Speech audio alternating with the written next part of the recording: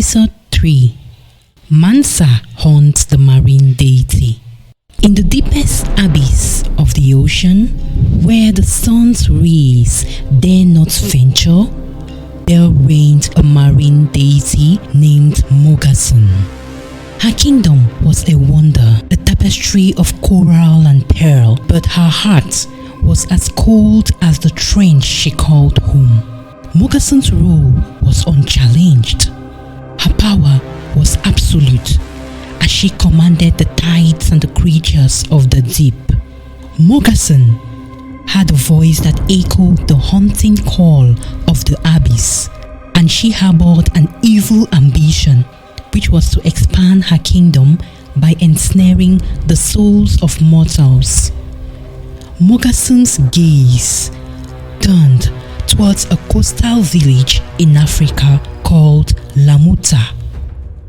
The coastal village of Lamuta was nestled between the embrace of the sea and the whisper of the wind, where the lives of simple men and women were intertwined with their fishing activities as they moved with the tides of the water bodies for their survival and livelihood.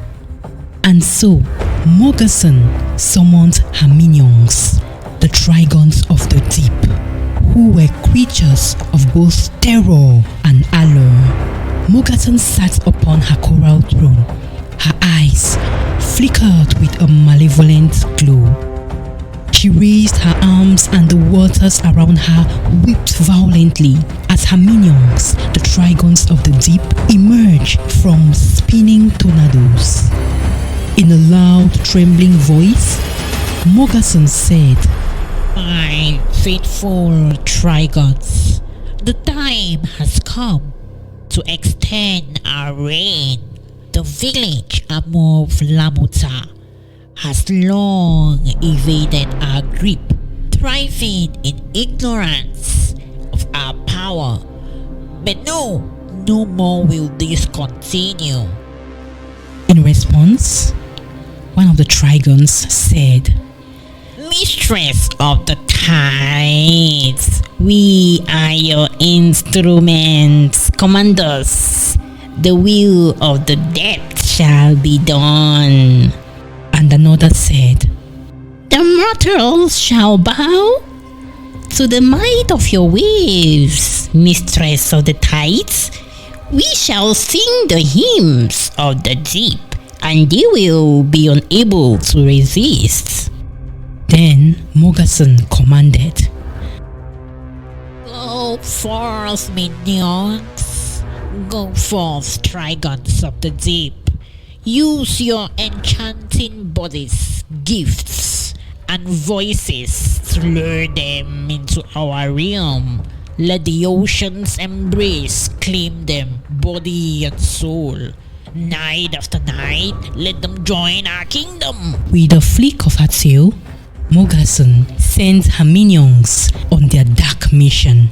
The Trigons departed with their forms slipping through the water with predatory grace, eager to fulfill their commander's bidding. As the night fell, the village of Lamuta was under a spellbinding melody.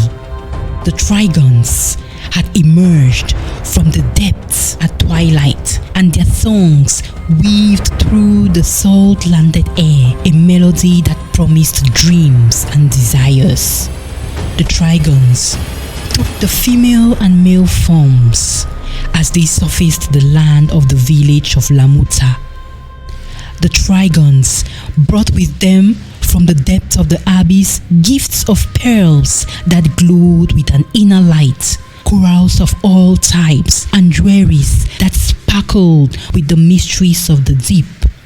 The villagers, captivated by the beauty of the Trigons and the charm of their offerings, were drawn to them one by one. They walked the shores of Lamuta, their eyes shimmering like the ocean under moonlight, looking for souls to devour. The Trigons were physically very attractive, and they were to use their seduction, gifts, and finally sexual encounters to trap the souls of the villagers. each gift and sexual encounter with the Trigons was a covenant, a silent pact that bound the souls of the mortal to Morgason. With every acceptance, a thread of their essence was chained to Morgason's realm and their fates sealed beneath the tides.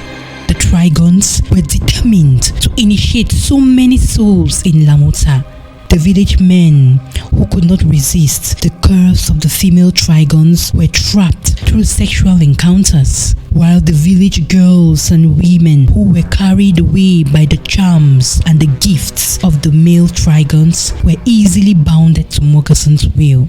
One by one, the villagers of Lamuta wandered towards the shore, drawn by the irresistible call of Morgason. And as the moon casted its silver light upon the waves, the sea claimed new subjects for Morgason's underwater kingdom. Morgason, from the depths of the ocean, whispered promises of eternal life beneath the waves, luring the unsuspecting with enchanting melodies at a particular hour of the night of each day. Villagers who found themselves around the beach in their coastal village on that particular hour succumbed to Morgason's call and found themselves bound to the underwater realm with their spirits and bodies chained to her will and destined to populate her shadowy empire.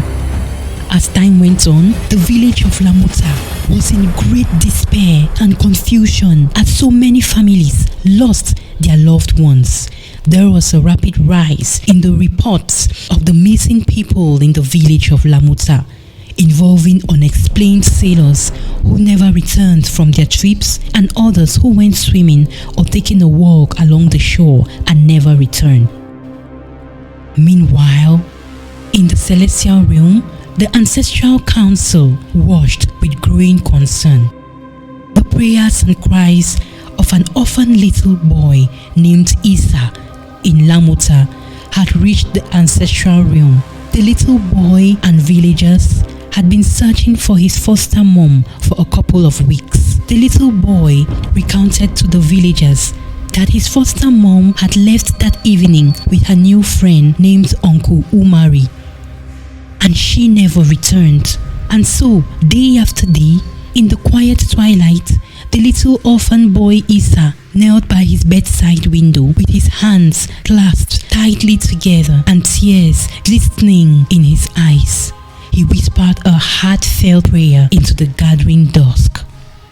"O guardians of the skies above, hear this plea from a heart so small. I call upon your boundless love to find my foster mother and bring her back to me. She left me in the evening's glow. She smiled at me, saying she will be back. I ask with hope for you to show a way to bring her back to me. Please, I am scared of the night.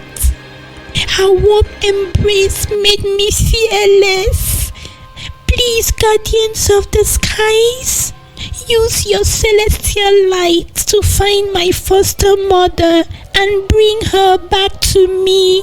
Please bring her back to me." One night, after Isa had made his prayer, he stayed up crying. Suddenly, the stars began to twinkle, and the little boy's earnest words rose like a delicate mist, weaving through the air and skies until they reached the ancestral realm.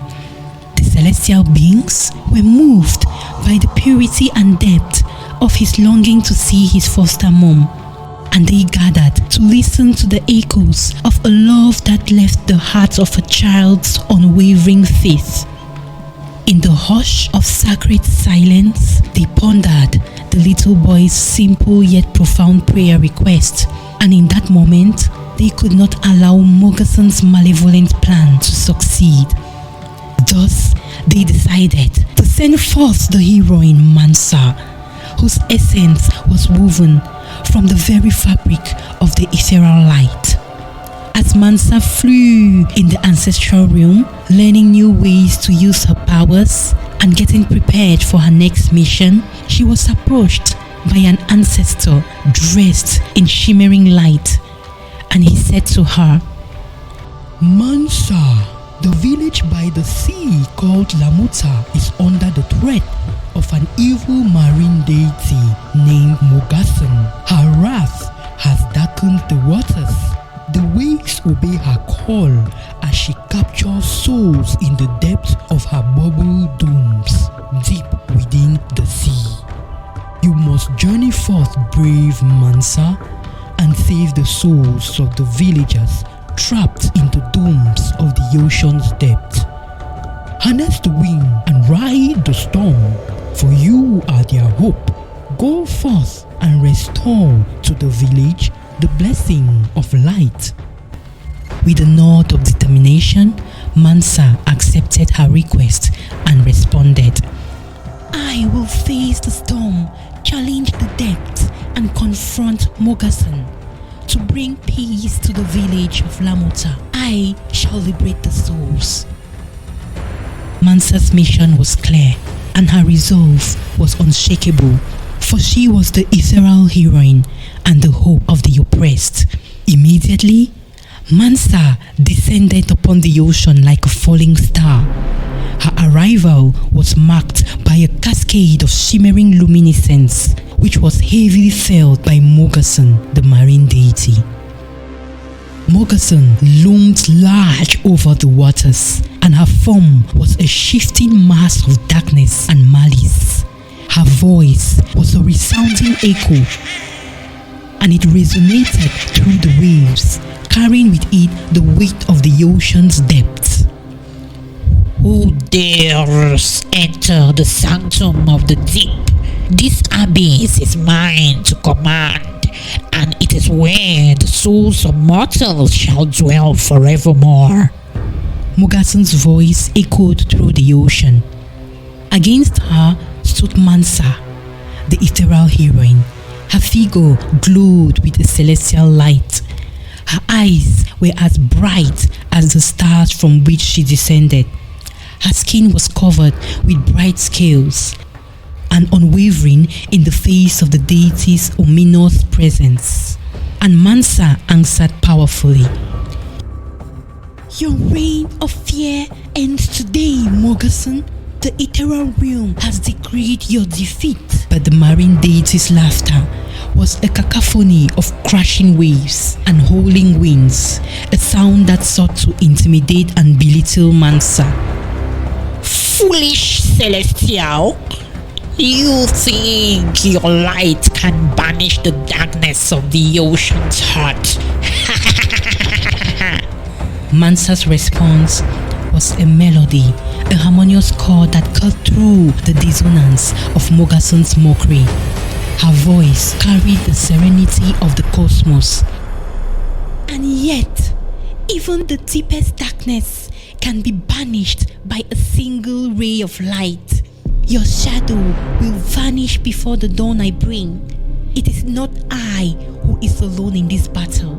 The cries of the souls you've ensnared call out for liberation, and I am their deliverance." Mansa responded.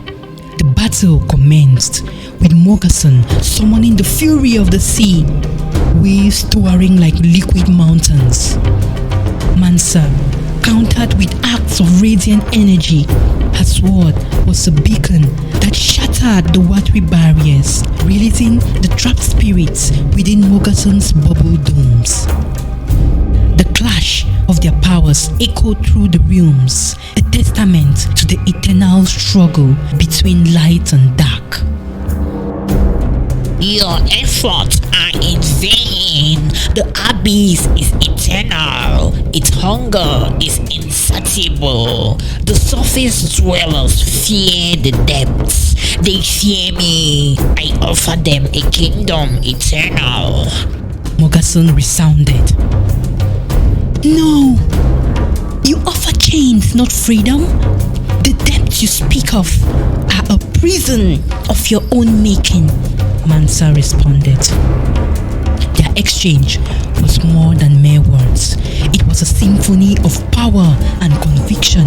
The ocean roared with their conflict.